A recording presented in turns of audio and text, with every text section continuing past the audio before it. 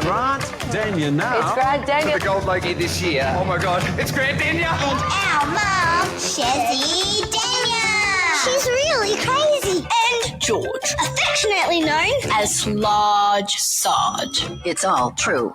It's All True, the podcast with Grant and Shezzy Denya. and George. We did a good job last week without you, GD. Well, it's good because I didn't want to come back anyway. So you guys can just piss off and be bloody lovers. You, so we can record a podcast without Grant. No, actually, I cut Well, off. I mean, you were still involved. Like, you were on the phone, which was nice. But I must say, the podcast only really works when it's the three of us or just Shezzy by herself. It was weird dialing in, to be honest, like I was a guest. It was weird. I listened back to it. Yeah. It was a bit strange. Being interviewed by your wife and, you know, your good mate George, it just felt a bit strange. Mm. It was strange for us as well. We kind of wanted to talk to you forever, but the phone line wasn't the best. But here we are. We're all back in the flesh doing our thing. It's good to see you both. Gee, it's good. Do we still have pictures over the front of our video, our YouTube channel? Like, do we have any like intro. a video opener? Or is that why you're dancing? Hey, that is coming because since the Large Sarge part of the audio was added, I've been compiling only the best and greatest photos of a Large Sarge to add into this video. So stay tuned. That'll come. Mate, just go to your photos and just get just a pick any picture of your head, your noggin, just whack it on the end. It's literally just 10 seconds. He's trying to... Or do you want something, something seductive and maybe a little cheeky? What kind of picture would best describe you on our opener of our YouTube channel? Mm. You doing definitely what? Seductive. Yeah. What's your favourite photo of yourself? Can you open that? Oh, that's a good question. Favorite photo of myself? I really don't know. Any belly button down or No, like what?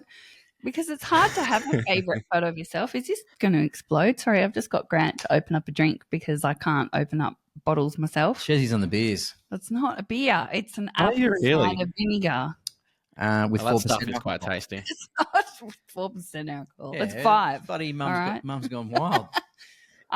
It's hard to find a good photo of yourself, is what I I've find. got a nice photo. I've got a few nice photos with you guys. I like them. One big happy family. Yeah, they're nice. We might add them in, Yeah, good call. Just, don't overthink it. I think the key is to just post it now, as Sailor sung that time. When she was 5. Well, you're a bit fussy with photos of yourself, I aren't really you? am. Yeah. Because do you know what? And I realized how hard it is to have photos with a professional when we were doing the behind the scenes kind of promo photos for The Amazing Race. And so when I smile, I lose my eyes and my chin comes out. So for those who are watching on YouTube, for those who aren't watching on YouTube, you're just going to have to imagine it. It's pretty sexy, not? And for those that are watching, it looks a little bit like this.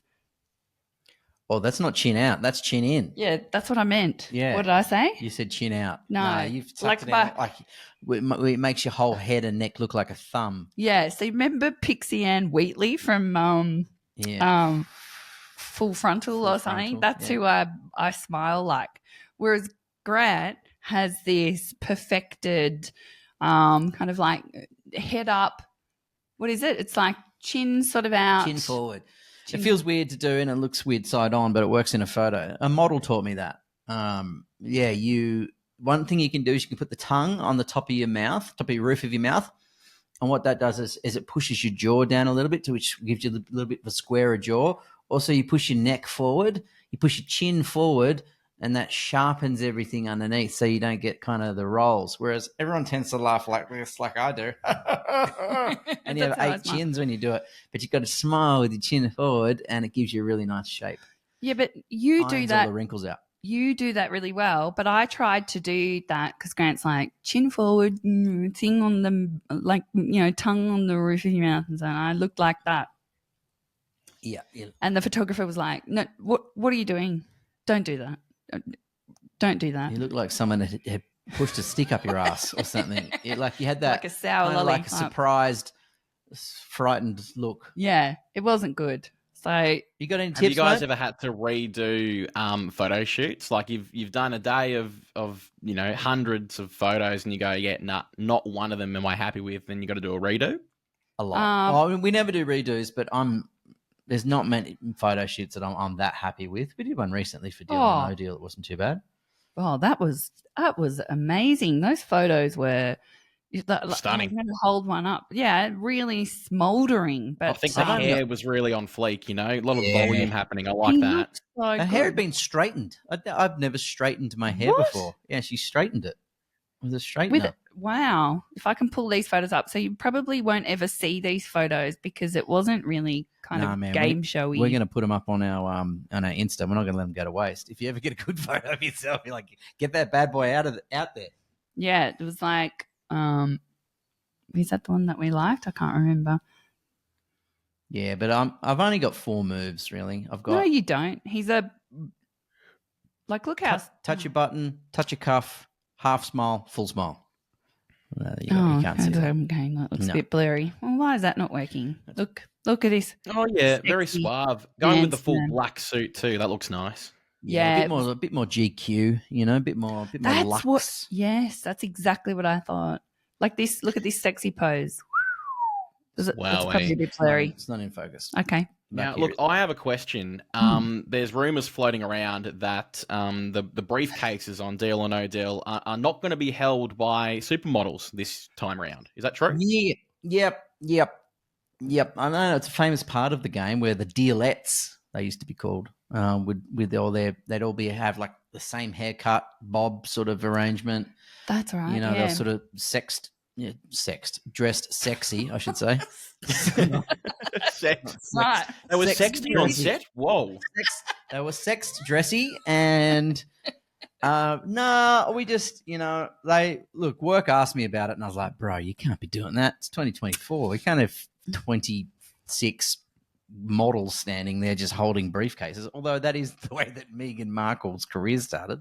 But they'd She was have a to be, dealette, remember? they'd have to be androgynous now, wouldn't they? Like shims, or what do you call it? Oh, So mate, they're like, this is controversial territory. I don't think I want to buy into this. No, you'd but have to have that's a mix. 2020. You have to have a mix, and there's too many letters in the alphabet to cover everyone anymore. So I think just don't have any. We don't need any because what we're going to do now is we'll get a certain percentage of the audience. So the audience will be more involved. They will get the chance to hold the cases. They will get the chance to open them. They will get the chance to say hello, and they will get the chance to, if they correctly guess what amount they think they've got in the case, they win $500. what do they do overseas? Because it's still going in, would you say 365 countries or something, which is 56. mind blowing.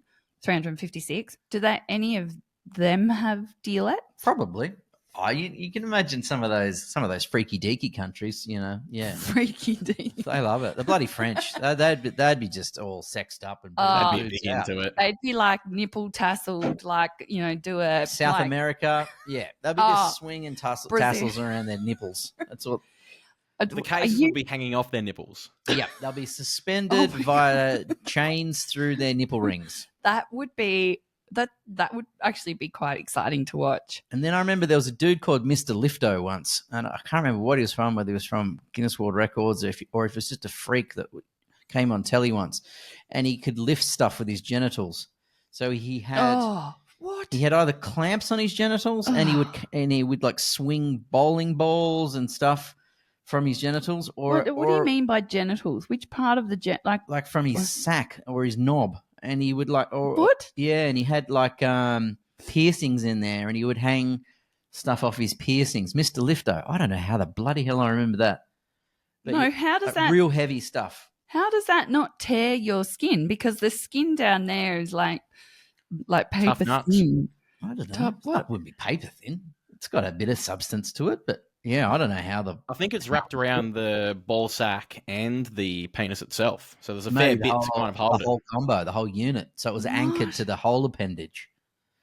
Yeah, I think there's been dudes who've like pulled planes with their penis, and it's always a guy. It's always a guy who plays with penis their tricks. Yes, it is always a guy. It's like, when do you ever see females get out and be like, "Hey guys, look at this car I can tow with my big flaps. Yeah, there's not enough Well, of I that. believe You're right. there's some people in the Guinness World Records that can smoke a cigarette through their vagina.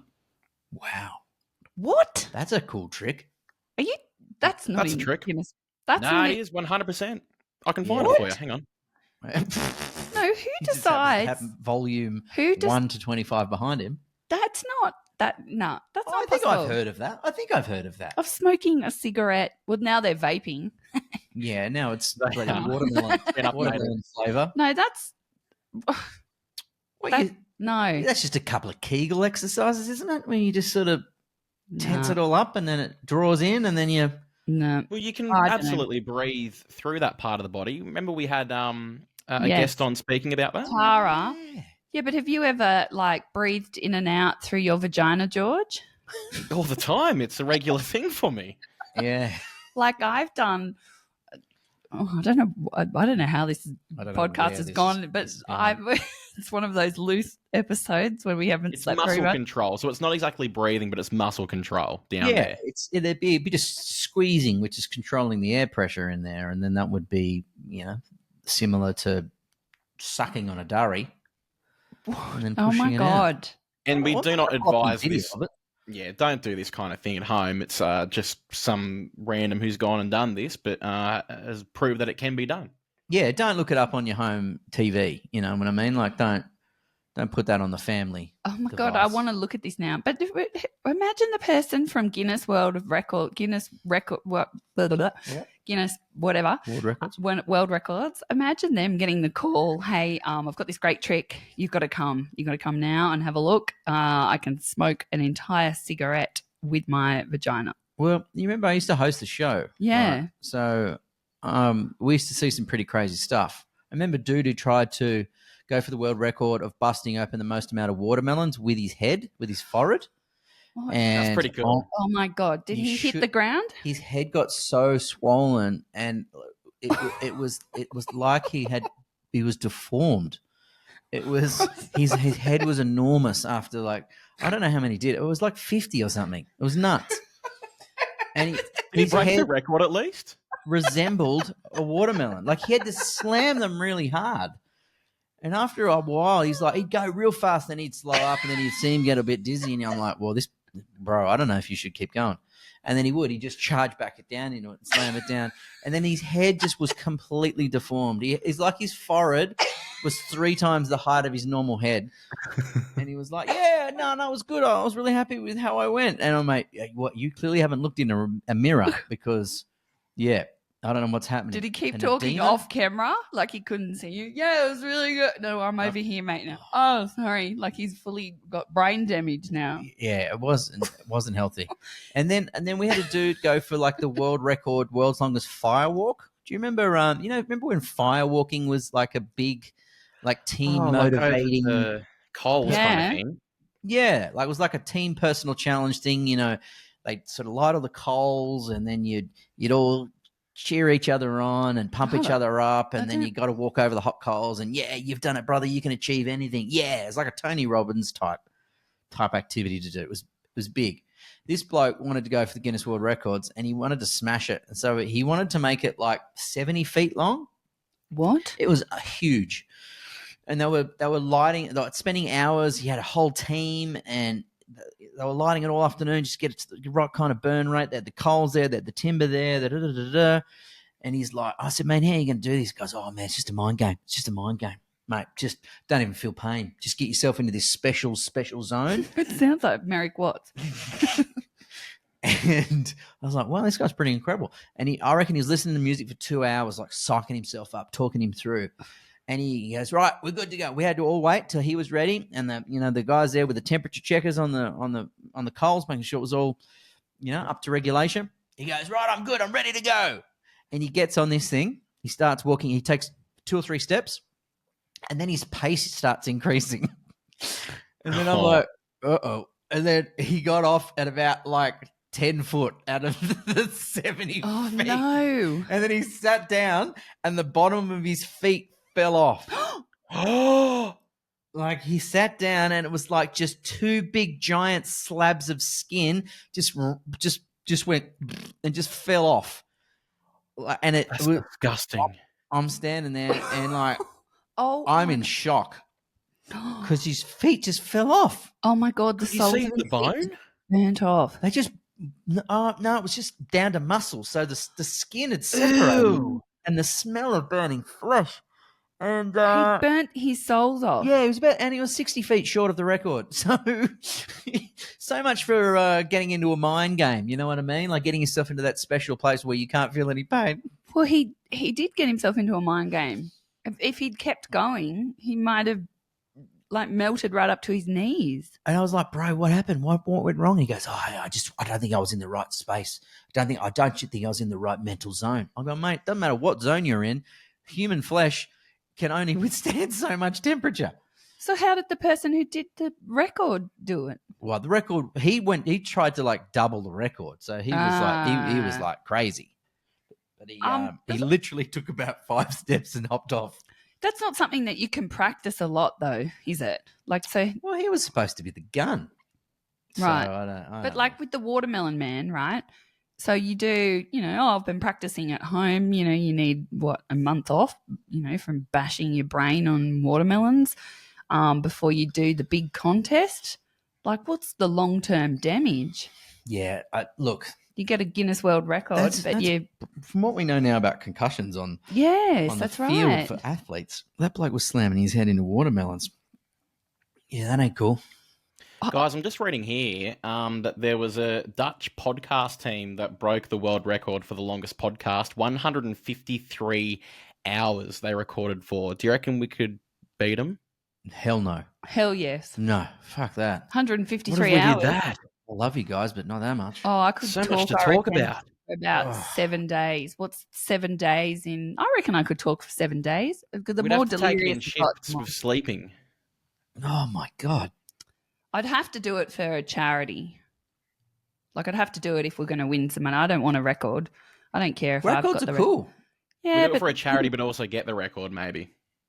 We got a couple of certificates here in the house. Well, they've been banished to the shed. I love it how you say they have not. I love it how you say we have a couple of records. I was being You have a humble. couple. Yeah. Grant has how many records? 5, 6. Isn't it 6? I think. Right. Soon Yeah. to be 6 with this podcast one. Run us through them. Yeah. What are I'll they? be the first Boeing 777 to be pulled by my testicles. That's immaculate. That's incredible. What? Oh, I don't think so. Come on. I saw one of the Tailwind. kids accidentally kick you in the testicles, and I saw you go down. So, yeah. Okay, next one. No, that's not one that you have. What are the 5 that you have? No, I mean, I'm speaking aspirationally. This is what I'd like to have. Oh, right. The ones I have are the fastest to burst 1,000 balloons, pulling on the most amount of underwear in 60 seconds, Oh, yeah, I helped with that one. the world's largest underwater dance class, It's quirky. the most kisses on a face in 60 seconds, I remember doing and that one, yeah. the world's largest tandem bungee jump. Mm. Which, Has that been broken? no, that still stands as far as Wow. I'm aware. Yeah. I think- Because we did double that record. So we did it out of a helicopter over Bondi Beach on television. And We would show you the footage, but it has been removed offline yeah, because it was a sunrise footage, and yeah, we don't know they where all that- erased it all. So when you break a record, you obviously get your name into the book. What else comes with it? Do you get like a trophy or obviously like a certificate? You get a really cool certificate, a legitimized certificate with the proper embossed Guinness World Records authentication, and you get a medal. Usually, I got a medal for most of mine as well. Yeah, they become quite addictive. I started the first ones because it was just a bit of fun, and I thought the best way to get a Guinness World Record is to create a new category. So find something that no one else has ever attempted before, and then you're the first, right? So whatever number you achieve is a world record. But it's got to be authenticated. So you have to, as a minimum, you have to have it filmed and then sent in for you have to pay for the right to be able to do it. Right? It's a business. It's a Guinness World Record business. Whose business is it? Of course it's a business. Of course. It's not a government thing. I don't know. No. So who owns it? I used to know. Right. So it's a private enterprise. Yeah, Yeah, the right. Guinness brothers. The Guinness brothers. So couldn't if you were real dodgy but you had a lot of money, couldn't you just slip the Guinness brothers like a little bit and then get your record? Well, that doesn't sound very authentic, though. No, does it doesn't. But I think they had integrity, and I'm sure they do. I don't think you just buy these records. I think you've got to go on. That'd be a hell of a lot easier if on it was. achievement. I'm in a few of the books. I'm in the 3 of the books, I think. Do you know? I remember the world's tallest man or biggest man, It was Robert Wadlow. It never ceases to surprise me that you remember these names. Robert Wadlow. I think he was he 9 foot tall? Far out.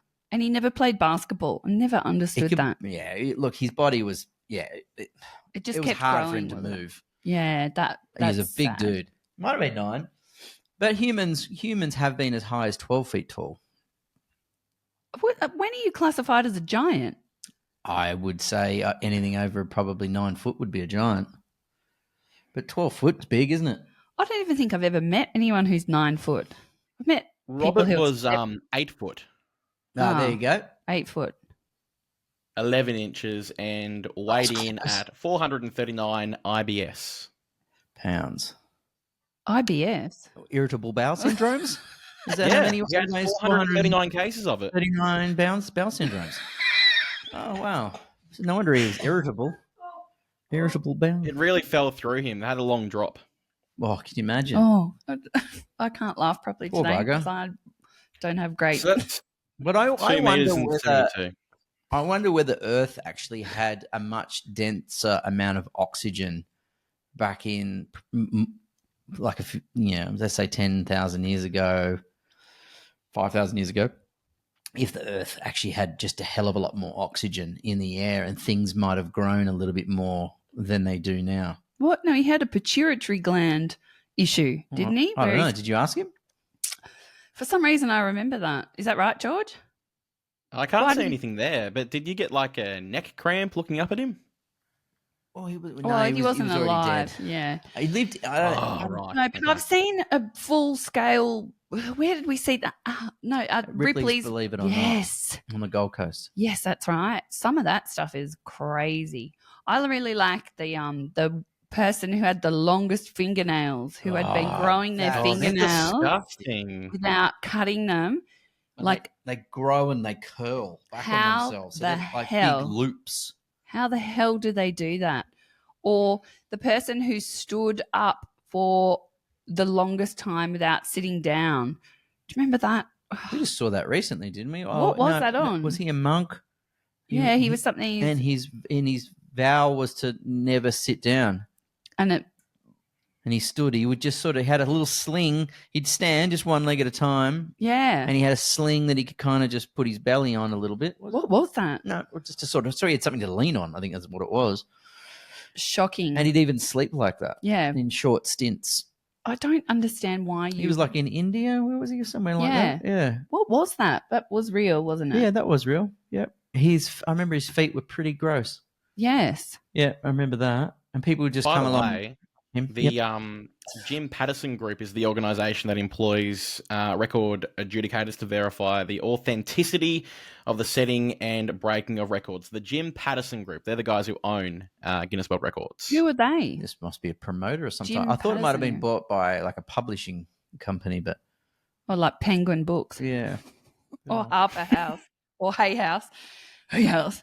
Who was the adjudicator here in Australia? Chris Sheedy was his name. Is he still doing it? He was a freelance journalist, and he was also the Australian. I don't know if he's still doing it. He was the Australian representative for Guinness World Records. Yeah. I think that, yeah. They don't talk about Guinness World Records as much anymore as they used to. Remember? I think Like- it's really popular with kids. I think, and you've probably just aged out of the demo. Oh, how dare you? It's probably I've all got shown on you. TikTok as well. That's sort of the place for records being broken now. Yeah, true. Yeah, well, that's all our Very- kids talk about. Isn't it the one of the most stolen books in the library? Is the Guinness World Records books. Really? And I remember there's only 2 things I'd ever go to the library for. One was a Guinness World Record book, and the other was to see dem boobies in National Geographic. Oh, Yeah. what the African women Oh, mate, a boob's boob. breastfeeding their baby. What? Mate. You're joking, aren't For you? educational purposes, obviously. Yeah, I was just into the landscapes, and the wildlife stories. That's Oh what I was God. really there for. That is so funny. Did you do? Because there was no naughty mags or anything around like those days. So you'd be You're at school, mate. walking down, in the library in one of the aisles that you've never been down before. All of a sudden, you go, "Oh my goodness, there's some pajungas," and you're like, "Well, I'd only ever seen my mums at that point, so it was pretty exciting." Oh, no wonder you like being married to me, because mine do represent tribal women after breastfeeding 3 kids. We've got a lot of talk at the moment in our house about boobies, because I took one of our children, who I'm not allowed to say anything about because it will be embarrassing, for a professional bra fit, and I literally became my mum. I remember my mum took me to get a training bra, and I remember being so mortified, and the woman came in the change room. She's like, "Okay, show me these little perkies." And I was like, Oh. I was, it's the wind on the windows. I was so embarrassed, and I just thought, oh my God, just kill me now. Like, this is so embarrassing. Mum's like, "Show her your boobies." And you're like, oh my God. Jesus. And then, like, back in my heyday, 100 years ago, they do like a little kind of like, she's like, "I think you're an AA cup." And then she'd come out with the bra, and it was just, it was awful. Ugh. And I literally turned into my mum the other day. I don't. Yeah, I remember. First time I got like twisted testicle. I was about 10, and that was a similar scenario where I go to the hospital because I'm in so much pain, so the emergency, and then they take me into the room at the back, and then I'm like, they go, "Put the gown on." So I put the gown on. I'm lying down on a table. And then this doctor comes in, this bloke, and he goes, "Right, I'm going to have a look." And I'm like, "Oh my God, this is so bad." Right. So he's down there and he's having a little bit of a twist and a turn to see if he can sort of see where it's all at, see if he can untangle it. And then And he's he like, goes, "Oh my God, there's a Boeing 747 attached." Have you been trying to tow stuff with this? "Oh, yep, it's parked out front." I didn't find a spot for those things. No, he's having a little fiddle with the undercarriage, and then he's like, "Hey, nurse, come in here and have a look at this." And I'm like, "Oh, please don't." And then nurse comes in, and then nurse 1 goes, "I'm actually not sure. Let's ask Debbie." "Hey, Debbie, come in and have a look." And then there's like 3 hot nurse women there looking at my genitals while I was dying inside. Just, you were 10. I'm like, Oh "Get my me the God. hell out of here. This is worst case scenario." And did they say anything like, "You don't even have any hair"? You pray for this sort of stuff to happen to you at 46.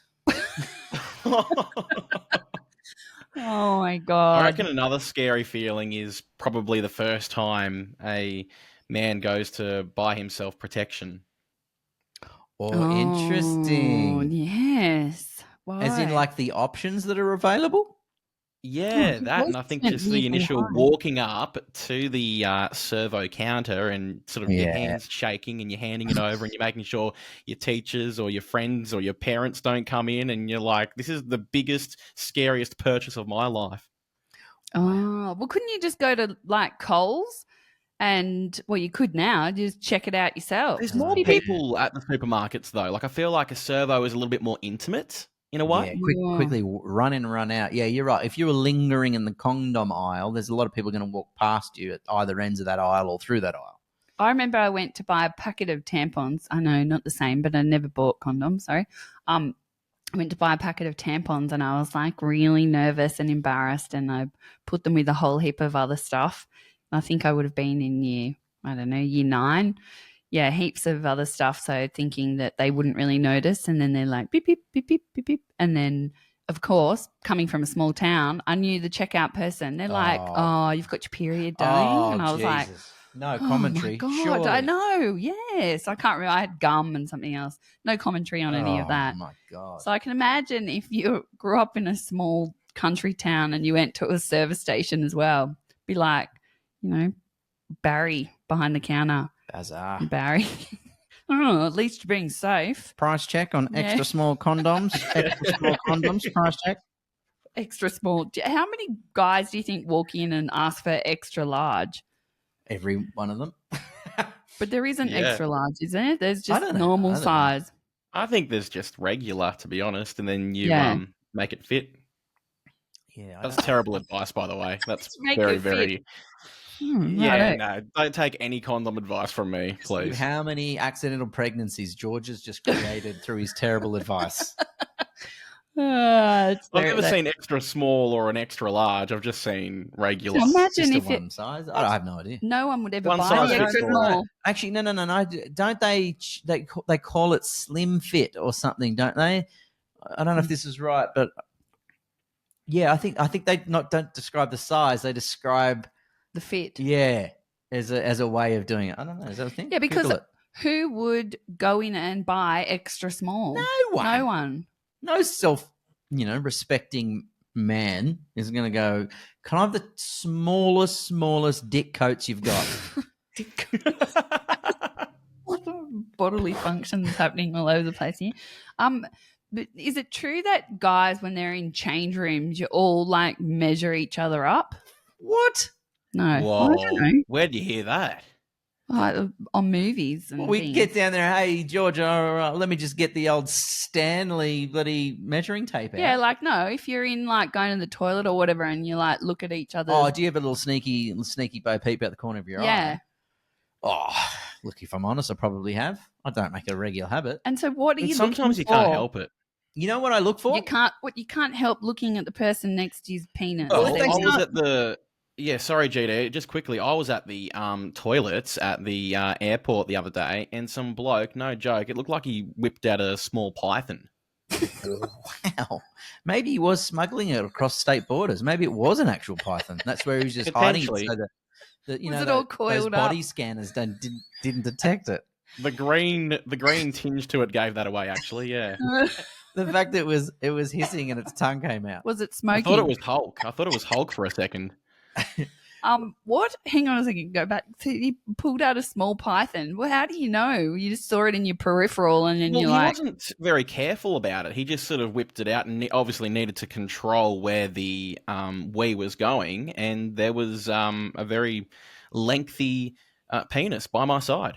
Maybe that's just a party trick. Maybe that's what he just gets off. He's a talented unit. He's been gifted one of the greats from God, and he's like, you know what? When I go to the bathrooms, I'm going to let everybody know. was he trying to like, show you? Well, the fact he was moving the little yellow cake around at the bottom of the trough at the end of his knob is a fair indication of how big it was. It was huge. No, he wasn't showing it off, but it definitely took my breath away.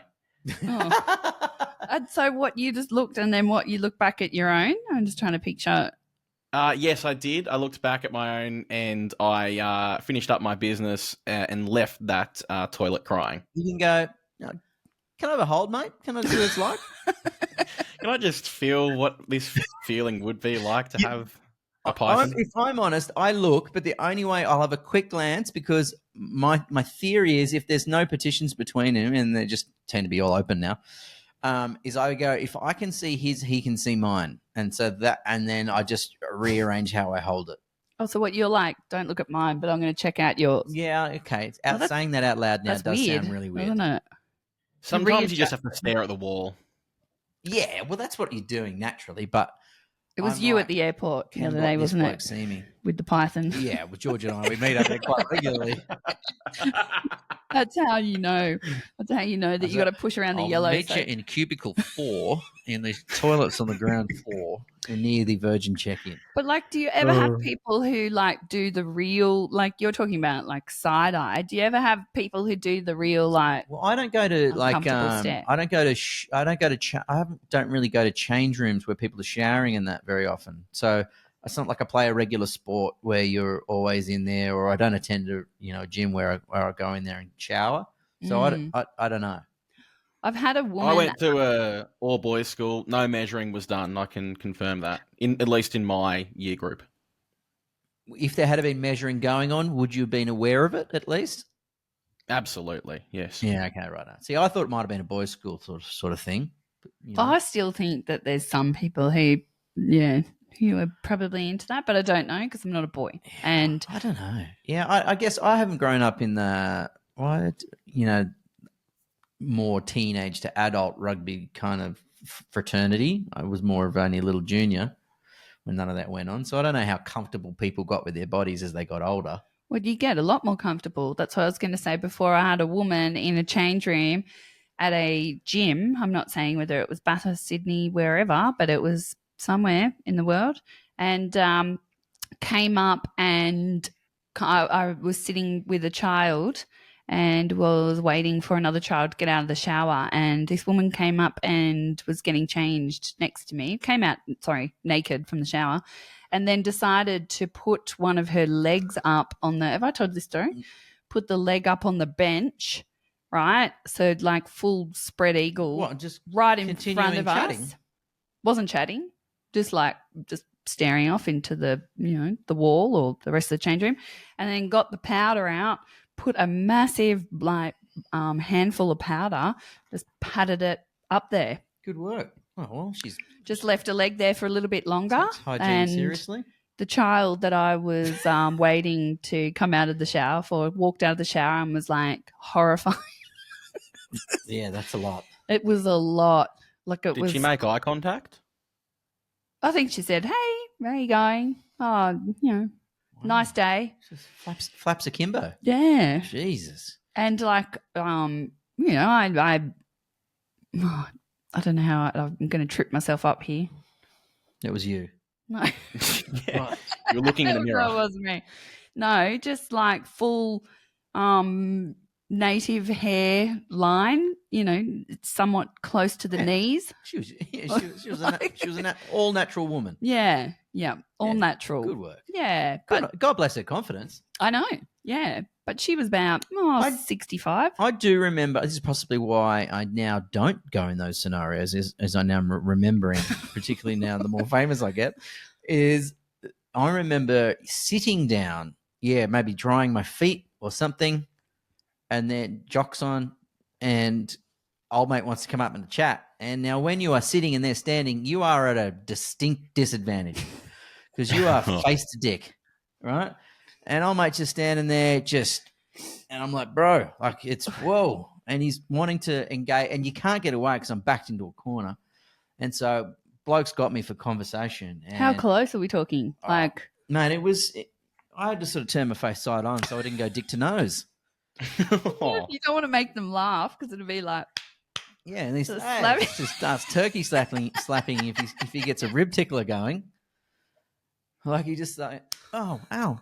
Oh my God. See, that's what I'm talking about. Some people are just very liberal. They don't even notice that that's quite uncomfortable. Just like I marched on over just wanted to buddy talk about the weather and motor racing. Well, this is not the time. It's the same as people. Have we spoken about nudist nude beaches? Yeah, have we spoken about that on this podcast? You ever been to one, George? No, but I'm planning on going to one. I reckon it'd be one of life's great things to tick off the bucket list. Yeah, you got it. I think you got to do one. What, have you done one? Yeah, when I was a kid. My family friends used to take me all the time. They would always go. It was a beautiful spot. It was down in a national park on this gorgeous little beach. In New South Wales? In New South Wales. And, so another mate's family, they all used to do it. And we'd just go along, and I'd still have swimmers on, but everyone else on the beach was nudie Rudy. How old were you? See, I don't know if 10? No, less than, sort of 7, 8, 9, somewhere there. See, if my kid said, "Hey, Mum, can I go with such and such to the beach?" and then I found out they were going to a nudist beach. Well, they were good friends with my mum and dad. They were mum and dad's good mates. And it was also the 80s, right? So true. The 80s is very different. Yeah. But I don't think I'd let my kids go. And I don't recall any shonky operators down there. I'm sure it's probably maybe a little bit more dicey these days. It's hard to know. But why is it more dicey these days? Like, why would it not have been dicey back then, but we just didn't realise, but now we know? To be honest, I wouldn't have realised. I wouldn't have been. I was more interested in, just jumping in out of the waves and and looking at people's boobies, no doubt, considering that you used to go to the library to look at National Geographic. I'd side-eyed the shit out of it as I'd It walk wouldn't have past been someone. side-eye. I saw you side-eye somebody. Remember, I few. was thinking about that today. Yeah. Somebody came out of a shop and had ginormous boobs and was like bouncing as they That walked. wasn't it. That was it. No, it wasn't. It was the fact that she was tiny with massive boobs and a big bottom. And I was like, I was looking at the ratio going, that's an unusual ratio. And you thought the same thing because you looked at me straight away. So it was an unusual body type. I didn't think, no, I looked at her and I was like, holy hell, that woman has got the biggest, bounciest boobs. And then I looked at Grant's face and Grant, I was judging the ratio. I was judging the ratio. His face was like this. Just gobsmacked. Yeah. And I said to him, I was like, dude, even if you are going to look, don't be so obvious. Right in front of us. And I'm walking. I got to watch where I'm walking. She walked across our paths in front of us. And yeah, I clocked you clocking me. Yeah, straight away. It's because you were like this and you stopped. It was funny. It was a funny ratio. So going back to my earlier point, I can imagine you as a kid on the beach. You're saying that I might have thought I was cool, but I wasn't acting cool? No, you would have been like this. Yeah, probably. One of those little kids. Yeah, you would have been like, yeah, I know. Well, you and I have spoken about this, with our kids. We try not to hide too much or make bathrooms or showers a no-go zone for the kids, just so they don't think that it's naughty or it's gross or yucky or it's, you know what I mean? Like we're trying to, I don't know how you're trying Body proud. Body proud. Yeah. Yeah, that's what it is. Because I've said this before, I don't have a great love of my body or body shape. And you kind of, and I don't know why that is, but you kind of want to, I want my girls to grow up loving their bodies and loving what their body can do for them, in terms of, you can run fast and you can lift things and you can, you know what I mean? You can compete in sport or you can, your body's an incredible machine and a great gift. You don't want them to start not having a love of it or hating certain parts But you can teach your kids, like you can teach your kids whatever you like, but they learn more by what they see. In terms of from us, by example. So we can tell them, your body is beautiful and you should love it and you should respect it. However, all of that work, and I know a lot of parents do this, all of that work is undone when you say, or when any of us say, I don't like my stomach, or I don't like the way I look in this, or I'm too embarrassed to go swimming at the beach, like that, especially for girls. And there's lots of, I know this is a part of a much bigger conversation that I've had with a lot of mums through Mummy Time TV, is that all women want their kids to have a better body image than they've had themselves. And growing up in the 80s and the 90s, mums were always extreme dieting, usually. There was some new fad. They were always trying to lose weight. And so the two kind of conflict. You always look at your mum and how your mum reacts. And I think that a lot of mums, and I know that I have certainly been guilty at doing this, you have a baby, your body just does what it needs to do to nurture a child. You lose your figure, and some of us never ever get it back because it changes. You don't feel confident like you used to. And so then your kids, they take up so much of your time and so much energy. So a lot of the time you don't put it back into yourself. So you don't ever feel like you get yourself back. So you might compare yourself to what you felt like and what you looked like before you had kids. So you take the kids to the beach or you take your kids to the pool, but you don't get in because you don't feel comfortable. And that's really sad because the kids will always remember the fact that mum sat on the beach and never swam with you And had with an them. issue with people seeing her, her body. That's right.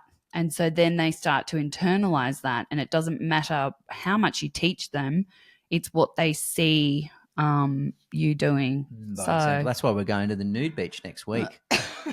Isn't it? Yeah. So I try very hard, and my body changes all the time. If I eat bread, I get really bloated, and it's just a fact. So I try to speak a lot more factually. Yet nobody really feels comfortable, getting their swimmers on and going to the pool if they're feeling, bloated. But that's a part of life, and that's what I've tried to teach my girls. But I try to teach them by doing it myself. But yeah, I was really guilty of that. So, and I thought about, did my mum used to swim with us when we were younger? No, I remember my dad used to always take us in the water. It was always the dad. The mum always sat on the beach. Your mum's not a water baby though, either. So it might. But it might later not have on, been- she started to get into full exercise, and then she was real fit, and then she'd do absolutely everything. So I think it was more a body confidence thing. Okay, it's interesting. Yeah. I was listening to Andrew Huberman the other day. What is he? Oh, yeah, you told me to try and... What is he, a brain expert? What's he? Neuroscientist. Neuroscientist. Yeah. From the Huberman Lab podcast. And he was saying that the kids, they did a study on praise for success or encouragement for trying. What gives kids better results? Encouragement for trying. Yeah. And he said, is it true? Resounding. Yeah. And like by 70%. So he said, if you go to a kid, oh, congratulations on doing really well, on winning that thing. He goes, that actually makes kids drop off.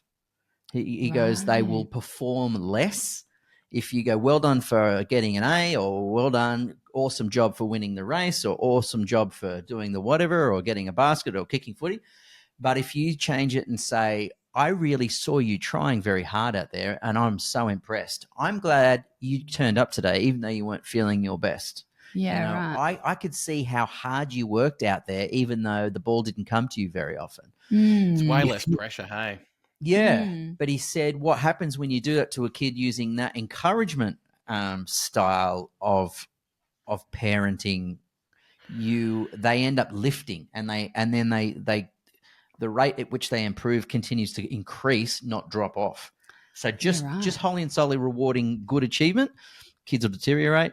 Encourage what you do see and their effort. And just participation and being open to it. He said makes kids actually rise and lift. That's interesting. I would have thought that it would have made, if you were constantly praising success, that then that could also drive kids to think that they will only ever be accepted if they're perfect. Yeah, I think so. Yeah. Because I never had any success as a kid. So I think my parents I didn't have a lot either. used to give me a pat on the back for anything I tried. Well done. You only ate 14 red frogs instead of 15. Great job. Great job. No, but I remember they were like, oh, you did really well. You did really when they came to watch a running race, and my my tracksuit pants fell down and I kept running, and then they eventually kind of like fell off. I was like falling all over the place, and I remember thinking, oh, that was, would have looked really clumsy. So what a parent should do in that situation and go, well, you know what, you came fifth. You would go, oh, I saw how hard that was for you out there. You pushed on, your pants came down, but you kept at it. The fact you kept at it really impressed me, even when it was clearly very hard for you to do, that kind of encouragement versus, well done, you finished second or third or first, apparently significantly uplifts children to the next level.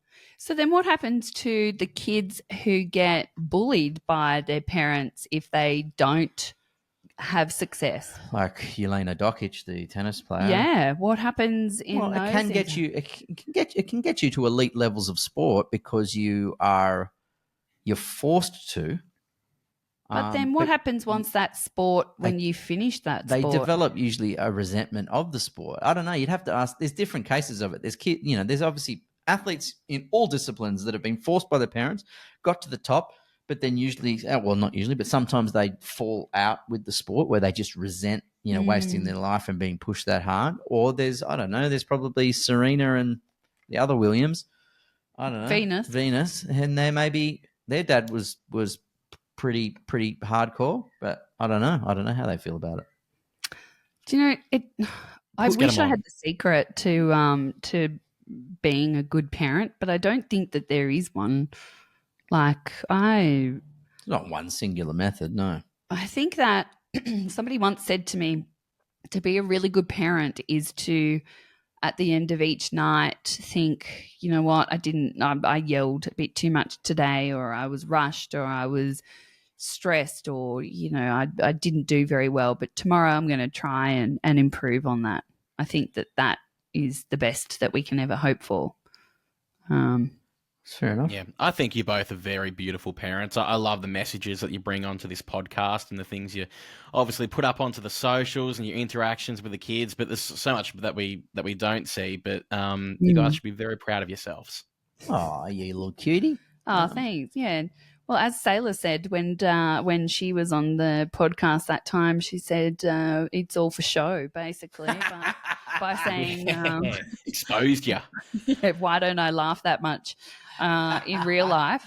Oh, that was so good. Yeah. That's a great It's all burn. true.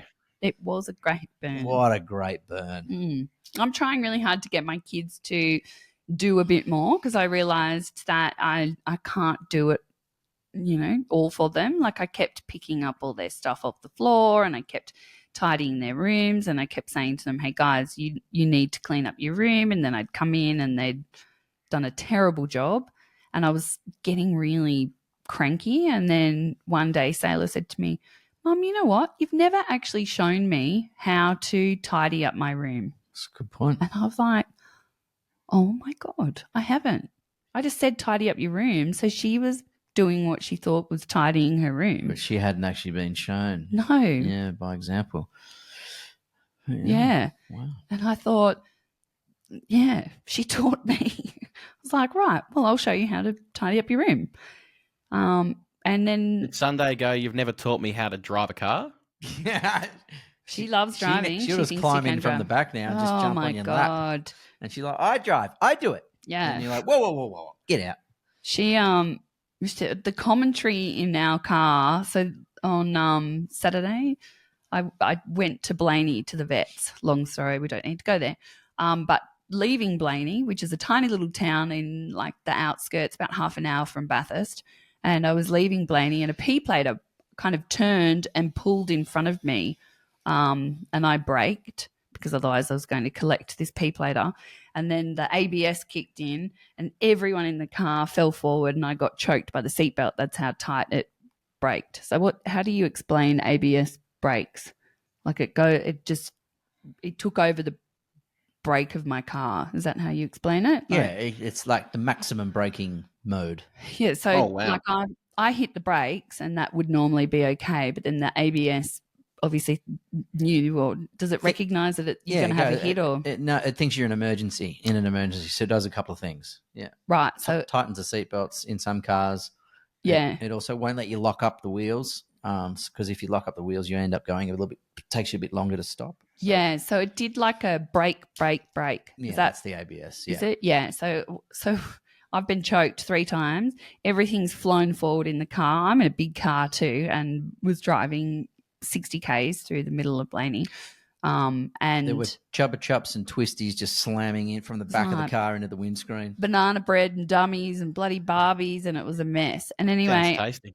I get the 3 kids in the back telling me off for driving like a maniac, right? Oh, They're giving me no. the commentary. Sailor's like, Mum, my God, why are you driving like that? Oh, our dog Popcorn has just flown forward. And I'm there going, oh my God, have you ever been in like a near accident? Like when I say this was close, this was very close. And I'm thinking, oh my God, just take a breath. That just scared the life out of me. And then Scout's like, Mum, next time probably brake a little bit slower. And then Sunday's like, Mum, you can't drive. And then Sailor's still going off. Yeah, you can't drive. You can't drive. They're all telling me off. So I've pulled over, still shaking after this near accident. And then Sailor kept going at me, and she's not normally like that, but she was tired, and she's like, you were you on your phone? Or what were you doing? Were you not concentrating? Blah, blah, blah. And I've just turned around and I've sworn at her. What did you say? I said like something I'm really embarrassed about, because she was like, popcorn, and we've just taken to the vet, and the vet has found out that she's got a dislocated leg, so she needs surgery. And I'm thinking, was that from the brakes? In the Yeah. car? no, Is that No. before or after the incident? this is before the incident. So I'm thinking over this in my head, thinking, oh my God, how unlucky. We've got a broken sacrum. We've had all these, injuries. Now the dog needs bloody surgery. I have to lock her up for 4 weeks. And yeah, so she's going, oh, popcorn, nearly flew through the window. And she'd made such a fuss that she wanted to hold popcorn in the back, not on the back seat. So I've gone, well, effing hold the dog then, Sailor. Like, Whoa. yeah. Whoa. You I felt did it. that aggression. Yeah, Ouch. and it was loud, and I've done that one other time. I think I swore at them, Wow. and then I said, "Sorry, that was uncalled for," and her face was like, she says, "You wait till I tell Dad. He's going to be so disappointed in you." Yeah, She's right. and I was so shaky and stuff, and I turned back around. I was like, "Oh my God, I've lost control of these children." No, I think you just lost control of yourself. And just myself. quietly. I think they were just sitting patiently and quietly in the back. And They weren't patient and quiet. They were like yelling at me. They were anyway. also nearly involved in an accident, so They they're a didn't little realise. heightened. No, they didn't realise. They just thought that I'd just braked. They were on iPads and something else, and they were telling me to turn the music up and So what pass you're me a button. saying is that you nearly had an accident I did. through your own fault, and then It wasn't my own fault. It was the a fact that pee they've later. called you on it, you've ripped their heads off for daring to suggest that perhaps you might not have been paying attention. I was paying attention. They were wrong, but yes, I did. Yep. How do you reckon we could have better phrased Yeah. that sort of thing towards Sailor? I probably could have just. Maybe not use the F word. I probably could have just blocked them out for a little bit longer, just composed myself. So you little shits walk home yourselves. It didn't help that they were pretty difficult when I was at the vet appointment, and I was already kind of a bit cranky at them. But I don't normally swear, Okay. so yeah, it could have been. That's big. It's big from you. That was big. And so, what was the first thing when Grant flew home that they said? Yeah. Oh, no. Yeah. What was it? Mum swore at us. Yeah. She called us the F word. I didn't call them the F word. Yes, you did. No, I didn't. I said the F word. God, you're a shit mum. How can you? How can you do that? Scouty's 8. How did GD react to hearing this Sunday's news? 2, and you Oh. you just taught her a brand new swear word, and now she's going to go to daycare. She's just going to be dropping it left, right, and center. She'll be going like, "Where's me fucking orange juice?" Is what she's going to be saying now. Where's me? I'm fucking tired. Oh my Can I have God. a Give me a nap? fucking sticker. I know. I had to explain to them Some later fucking on. yogurt. I just sit them all down and say, look, Mum was under a lot of pressure, and I was really tired because it was a really late night, and like all this stuff. Mate, and you they were had going, Maggie Dent on just like a couple of episodes ago. No. And now what the like she's the one who's supposed to show us how it's done. Did you learn anything? I did. I tried. Well, not that I think incident. off-air Maggie Dent did say use the F word, didn't she? Oh, maybe. Do you know what? Maggie Dent is all about common sense, and she says Swear that at your children. No, It's she just That said, sounds like common Good sense. Yeah. common sense. she said if you do swear at your kids, then always apologize and explain. So that's what I tried to do. I tried to say, look, that's not a nice word, and I don't normally use it.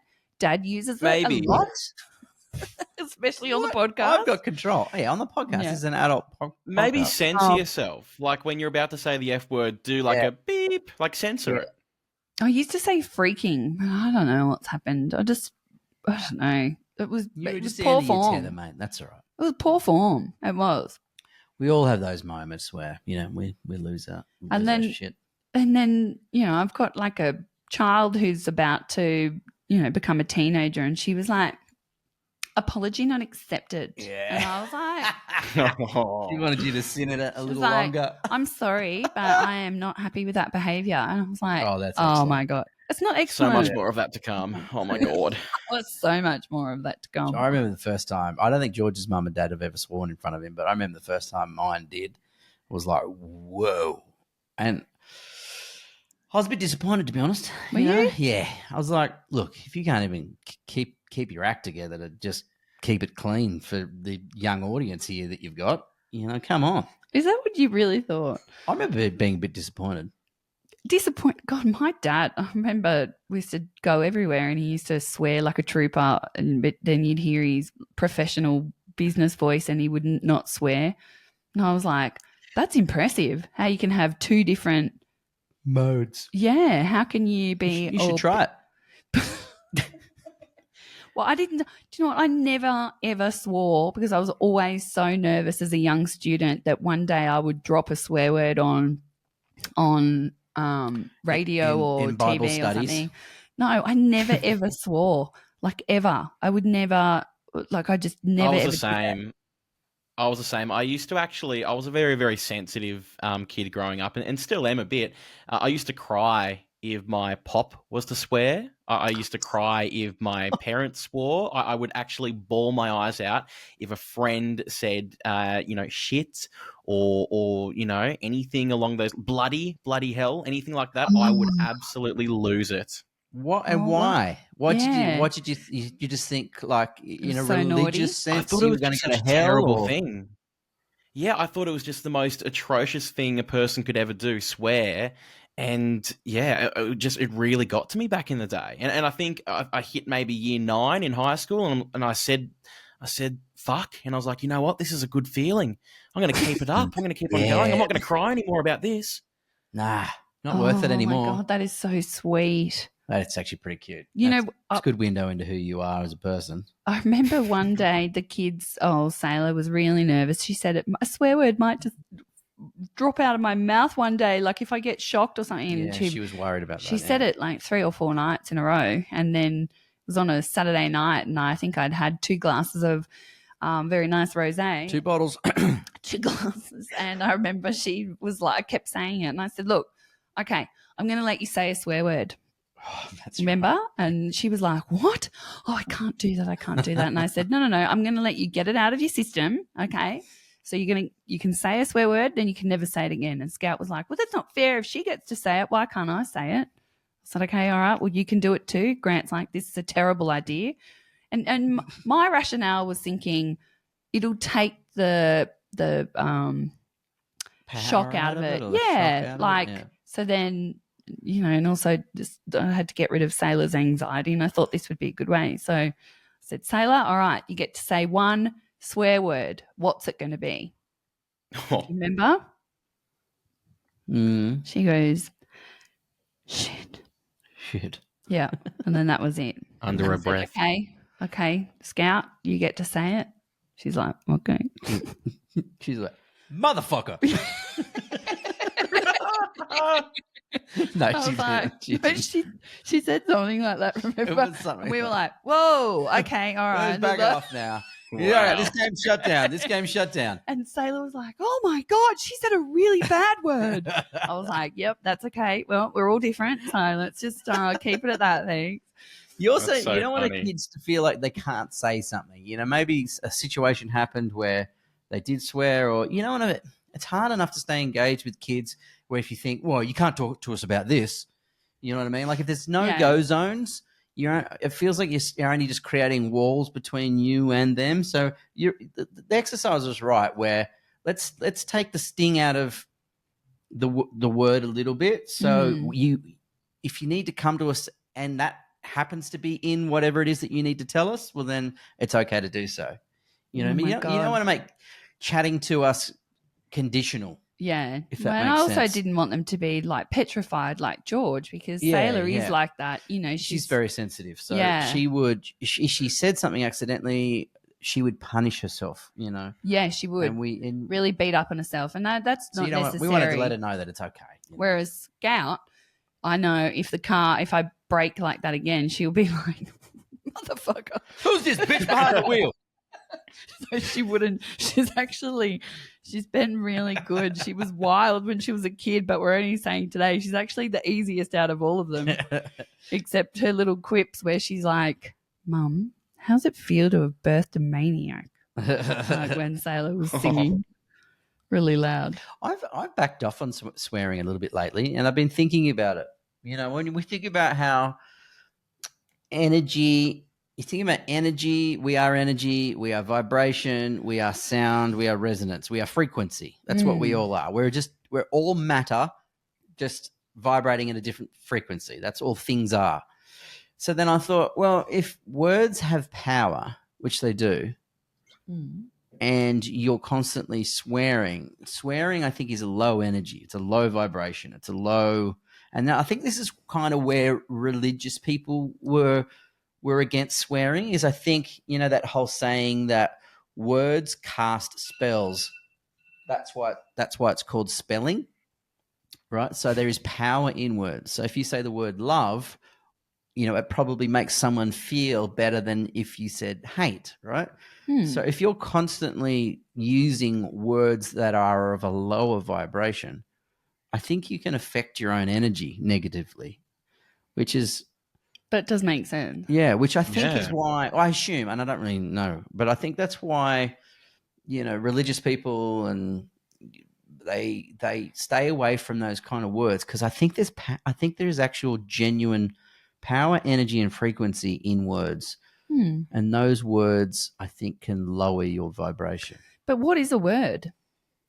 Well, it's just What is the word? It's also the feeling and the intonation behind it, isn't it? Yeah, it is. So it's, well, you could look at it and just go, okay, it's just an assembly of letters. George is laughing. Because he's laughing at his own joke. Oh, right. Yeah, I'm just smiling. I'm not laughing. I'm not at the laughing point yet. But anyway, that's okay. Words are an assembly of random letters, and you go, okay, you could look at it that way. But I think intent behind the word is where there's genuine power, and that's why, like, when you hear people like, people who manifest things, and you can say you can talk things into reality, talk things into being. Oprah's a big one of that, where she says you talk things into actuality. You know, so this is what I want to do. This is how I want to be. This is what level I want to reach. You know, this is what job I want. They've started to figure out that you end up vibrating at the thing that you are wanting to be or emulate or become. You can level yourself up just by using the power of positive reinforcement. It starts to, you know, rewire your neurons in your brain, and you end up attracting what it is you're desiring when you speak them out loud. I'm going to try it. And that's think why this is the last podcast we're ever going to swear on, right? Yeah. That's what I'm trying to say. I actually feel bad about how much swearing I've done in this episode. But I think if you think about it, right, like, is manifesting a thing? Well, scientists are now starting to believe it definitely there is a power in it. So then that means that there is a power in words and saying things out loud, right? So therefore, there's also, you can spoil your life by also talking bad things out loud. I love this. I don't know. I just had a flash of remembering Flavia saying something to you, Grant, about a job opportunity would come along, and then you would just be like, "Oh, I think I was viewing things wrong or incorrectly." Oh, I remember that. Yes. Yeah. Last year. What do you elaborate? You're not talking about the animated movie? No. How one day I said I'd love to voice a character in an animated movie, and then the next day an email comes in from this random person going, "Hey, we're making an animated movie." Yes.